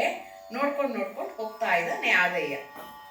ಸವಿದು ನೋಡುವ ನೋಡು ಪೈಸ ಕಂಗದೊಳು ಪೊಣ್ಣುವ ಪುಳಗವ ಸರ್ವ ಬೆವರುಕ್ಕುವ ಆನಂದಾಶ್ರು ಕವಿವ ತಂಪೇಳ್ವ ಪರಿಣಾಮವಂ ಕಂಡು ತಂದೊಳು ತಾನೆ ಬೆರಗಾಗುವುದೇ ಇವರ ಕಂಡು ಎನಗೀ ಸುಖಂ ಪುಟ್ಟರು ಏಕಿವರು ಶಿವನ ವಂಶಿಕರಾಗದಿರರು ನೋಡುವೆನು ಇದರ ವಿವರವನು ನೋಡುವೆನು ಇದಾವ ದೆಸೆಯಿಂದಾದುದು ಎಂಬುದಂ ನೆನೆದು ಒಯ್ಯ ನಡಿಗಿಟ್ಟನು. ಆ ಋಷಿ ಸನ್ನಿಧಿಗೆ ಬರ್ತಾನೆ ಆದಯ್ಯನಲ್ಲಿ ಮಾರ್ಪಾಟುಗಳಾಗ್ತಾ ಇದೆ. ಅವನ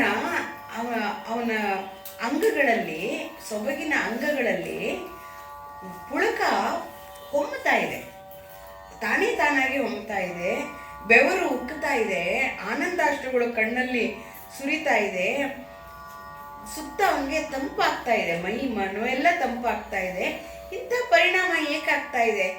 ನನ್ನಲ್ಲಿ ಇಷ್ಟೊಂದು ಪರಿಣಾಮ, ನಂದೇ ಯತ್ನವಿಲ್ಲದೆ, ನನ್ನ ಪ್ರಯತ್ನವಿಲ್ಲದೆ ನನ್ನ ಶರೀರ ಹೀಗೇಕೆ ಪ್ರತಿಕ್ರಿಯಿಸ್ತಾ ಇದೆ ಅಂತ ಅವನಿಗೆ ಬೆರಗುಟ್ಟು ಬಿಟ್ಟಿದೆ.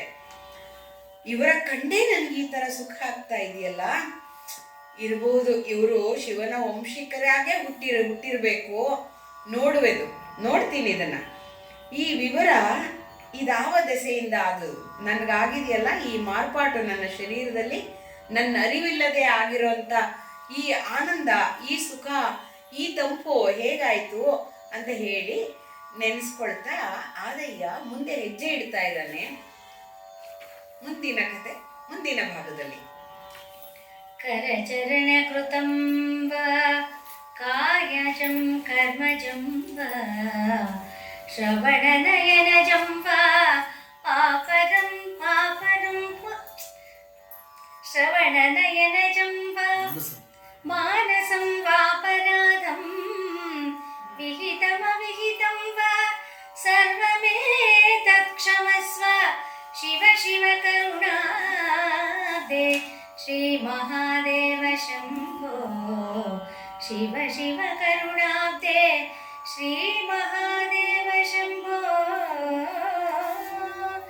ಭವಾಯ ಚಂದ್ರಚೂಡಾಯ ನಿರ್ಗುಣಾಯ ಗುಣಾತ್ಮನೇ ಕಾಲಕಾಲಾಯ ರುದ್ರಾಯ ನೀಲಗ್ರೀವಾಯ